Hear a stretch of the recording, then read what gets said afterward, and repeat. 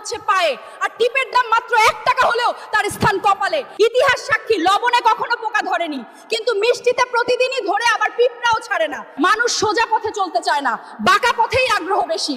তাই তো মদ বিক্রেতাকে কোথাও যেতে হয় না, কিন্তু দুধওয়ালাকে বাজারে দাঁড়ে দাঁড়ে ঘুরতে হয়। আমরা সর্বদা দুধ বিক্রেতাকে বলে থাকি, দুধে জল মিশাননি তো? আর মানুষ মদে জল মিশে খায়। আজ পর্যন্ত মানুষকে এতটুকুই চিনলাম। কচু পাতা দেখেছেন নিশ্চয়ই, ওপরে সবুজ আর ভেতরে চুলকানিতে ভরা। ঠিক তেমনি কিছু মানুষ আছে, বাইরে থেকে দেখতে ভীষণ সুন্দর পরিপাটি, কিন্তু ভেতরটা আবর্জনায় ভরা। সাপ দুধ খেয়ে বিষ উগরে দেয়, আর গরু ঘাস খেয়েও দুধ দেয়। সুতরাং দোষটা খাবারের নয়, পার্থক্যটা স্বভাবের।